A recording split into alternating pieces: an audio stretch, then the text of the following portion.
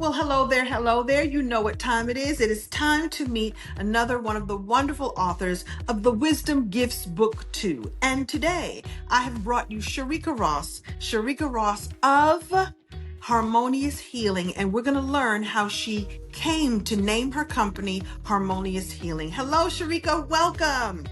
Kim, how are you? Thank you for having me. Oh, I'm so glad that you're here, and I'm so glad for the audience to learn all about you and how you turned your story into a mission and a way that you advocate for others. So thank you for doing that in the world, and thank you for saying yes to this interview.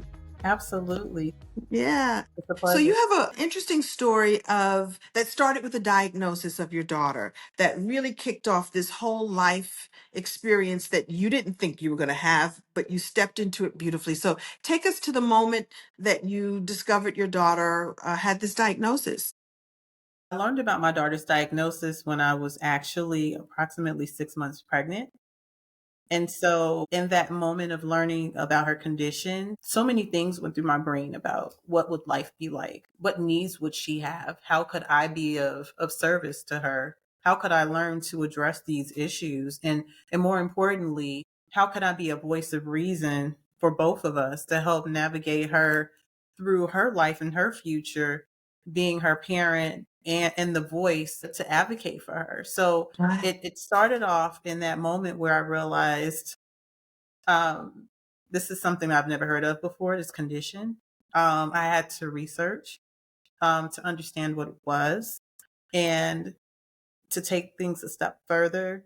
As she began to become more social in her developmental stages of life, I realized I had to become an advocate because, due to the fact that people were unaware of the condition she was diagnosed with or how to Mhm. handle it, I received a lot of rejection from various programs. Even in schools, there were individuals that did not want her to participate in certain programs because they didn't want to have to deal with the responsibilities that Mhm. came with her condition. And I felt marginalized as a result of that.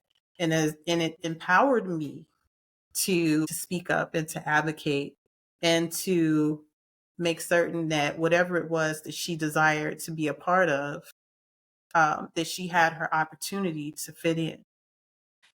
Thank you for sharing that. And what really struck me as we were talking through your story and talking through the chapter you were going to share is that your daughter's spirit is strong. And so although she had this set of disabilities, she's super, super bright. And, I know that you wrote that when she was born with these eyes that are, big and bright as the sun. And so she had these desires. And so how did that affect you really wanting to advocate for her? Because she was like, I can do it all. Let's go. How did that affect you and how you advocated for her?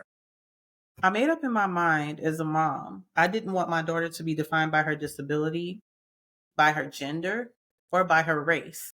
I want her to be defined by the person that she represented herself as. And that that became my guiding light. Wow. So how did you get strength from her? And Absolutely. she got strength from you. I believe I drew strength from her. I don't even think she realized the limitations that she was given as she progressed through life. I can still remember my daughter had femur fracture. She had femur fracture, so it was difficult for her to move, but she found a way. She used to scale the playpen, scale the walls. She met all her benchmarks early and with determination. And I just used to be blown away by the idea that there was nothing that would stop her from just witnessing how strong she's been throughout her childhood and determined to just continuously be happy and Mhm. not let how she was born impact her as a person. It gave me strength and it gave me the courage to empower myself to be the best parent, to be the best representative for her that I could be. She is so blessed to have you, and you are blessed to have her. This is a great opportunity of a parent allowing the child to become the best version of themselves, and then you stepping up to giving her the support that she needed for that to happen.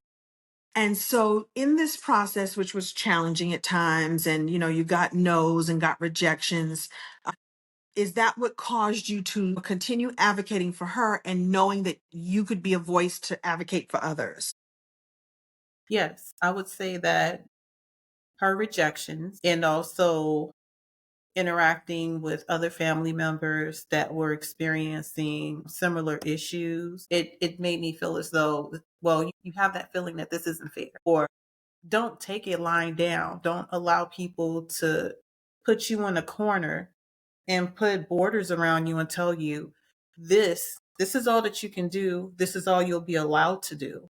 Um, Mhm. and to take your power back and to speak up for yourself and to find out what is it that I am entitled to? What are my rights? And I took that approach in multiple areas, and it just continued to evolve.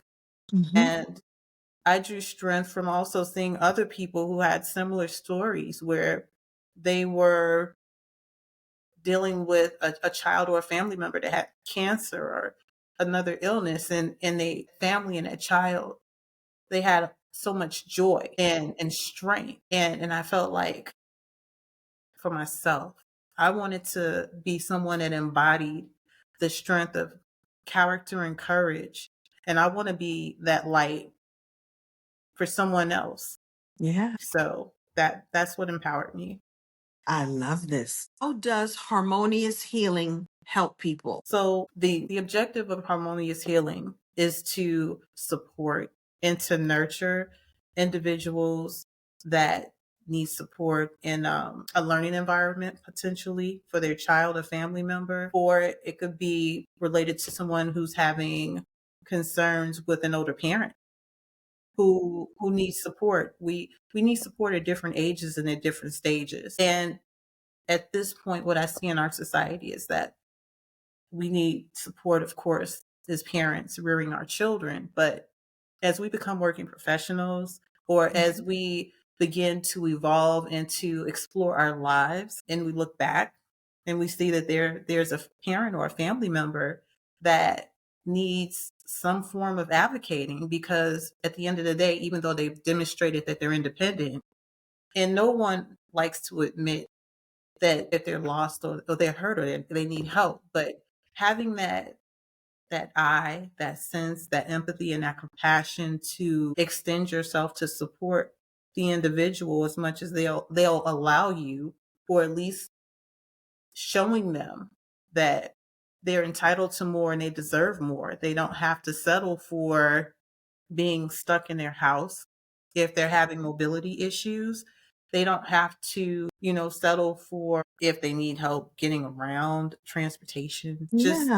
the little things, helping them to understand that they could have some type of service or support to help them to manage or to maneuver through where they are with their circumstances, and allowing them to take control of the situation.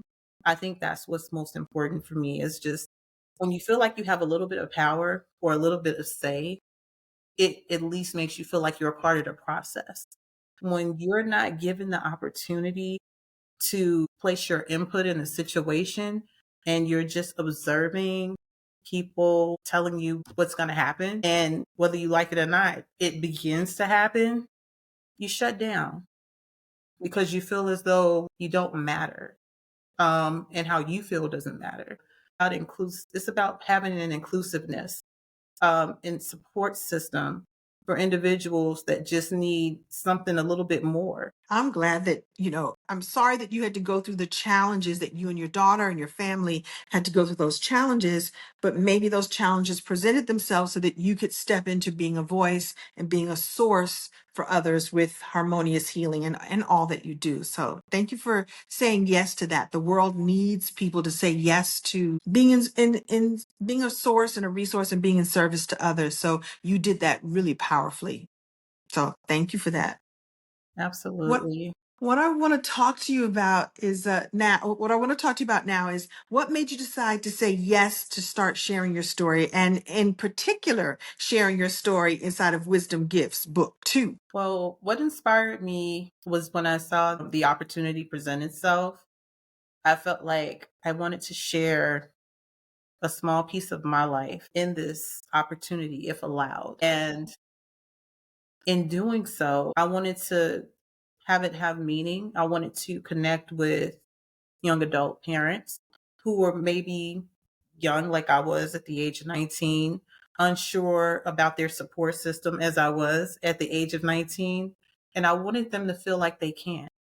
I wanted them to feel empowered and that no obstacle is too big or too small to come from.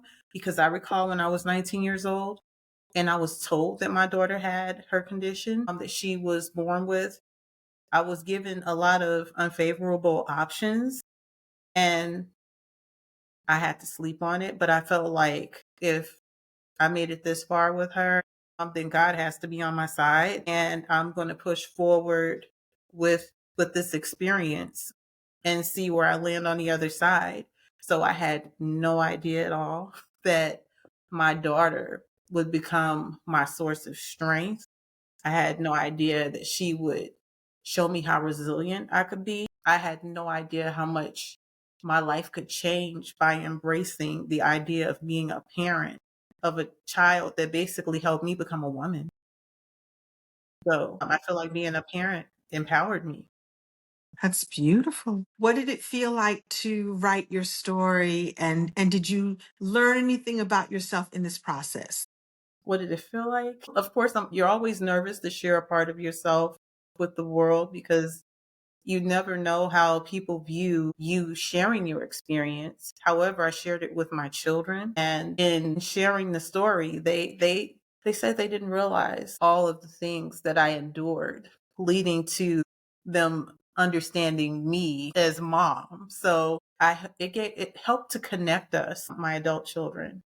So I'm very happy that with the older two kids, they respect my process and they respect what I went through because, again, being a 19 and turning 20 and having two kids kind of like close together, it looked more like they were my brother and sister and not my daughter and my son. So we had a very strong dynamic, but we were so close and we were so tight that I guess they felt that they were in the military. So they didn't get a chance to really experience how I was shielding and protecting them in the process of taking them on a new journey.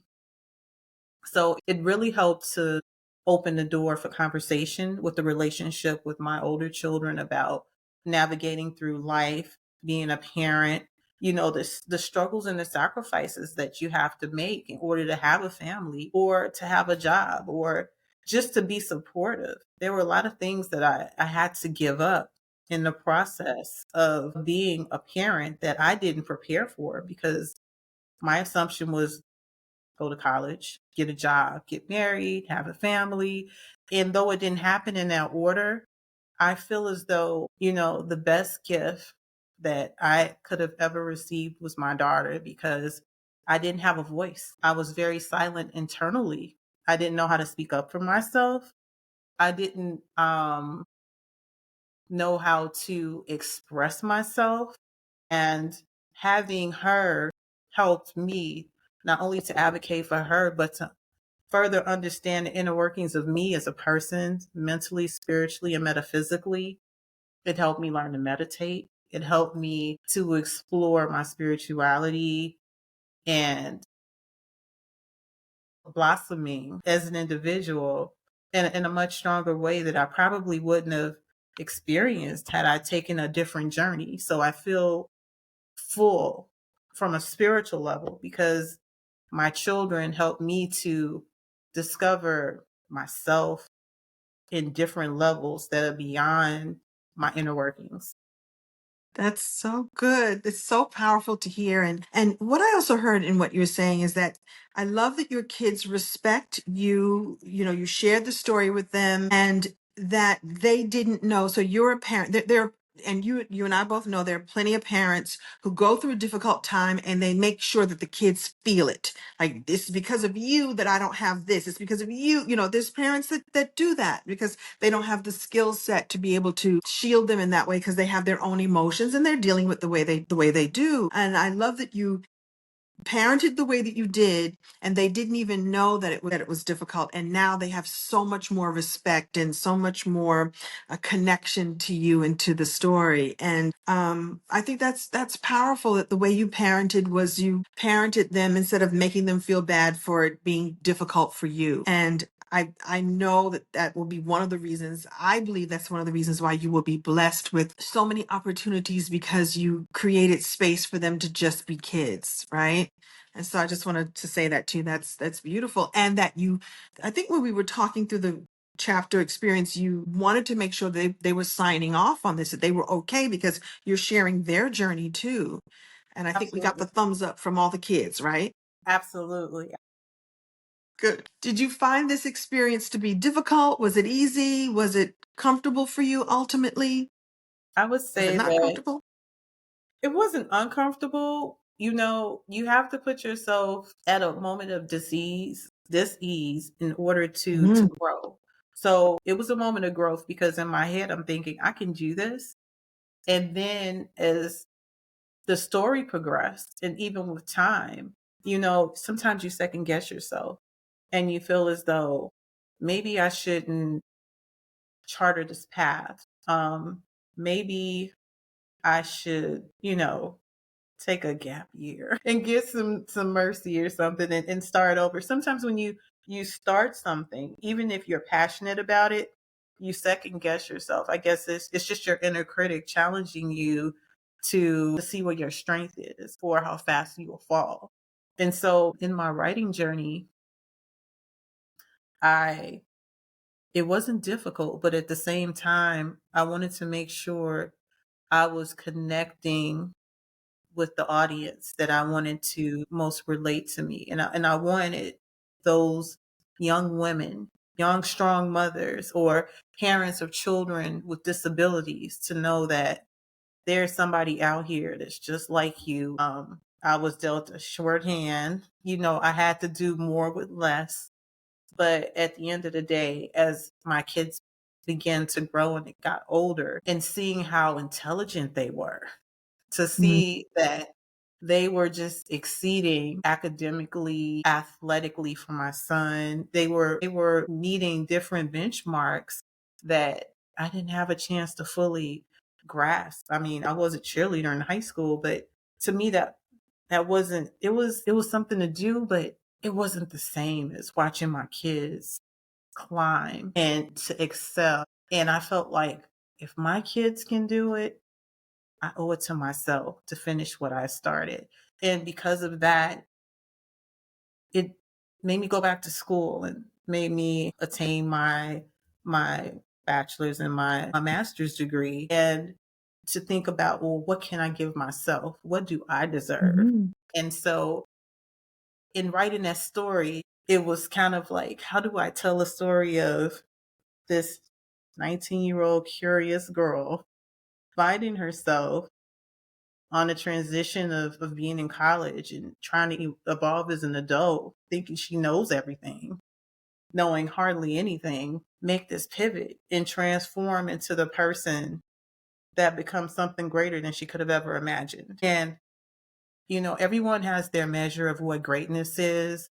I felt for me, what I measure myself by is what I've given my kids, the opportunities, encouraging them and empowering them to go to college. I mean, my daughter went to college on a full scholarship. My son, he finished college. So, it was more so making sure that they could be secure, independent individuals and not wander around uncertain, and to have a place in the world, and to not have to accept whatever scraps that were sitting off to the side, and to allow them to have a seat at the table. So when I wrote my story, it was, how can I combine these things? How And you can did. You did combine these things, and people will read your chapter and be inspired. I think you did a really good job combining all the things, and people will read this chapter and be inspired and be empowered to live their life in this way where they remain curious, like that 19-year-old girl was, you still are, and to create a world for herself and a world for her children in which they could then succeed. So I think job well done. I think that you accomplished your goal and more. And I know you said that you you figured out that you had to make more with less, but more with less equaled more. And I know that's like weird math, but it worked out beautifully. So thank you so much, Sharika Ross, for saying yes to you, for saying yes to the life, and saying yes to the. Thank you so much for saying yes to you, saying yes to your life and to the life of your children so they could then say yes, and then saying yes to the rest of us who will be able to work with you and have you advocate for us that need your help. So thank you all around for all of it. Well, I have to say, I thank you because you believed in me and you took a risk and you allowed me to have a platform, to have a moment in time to share my experience and to create a light in some place that I probably wouldn't have imagined creating light. I'm so grateful to you and to this opportunity that you've allowed me to have. And I can't thank you enough. And I am beyond humbled and grateful and filled with gratitude that you took a chance on little old me to have this experience. There are so many different times that I've tried to write and something always happened.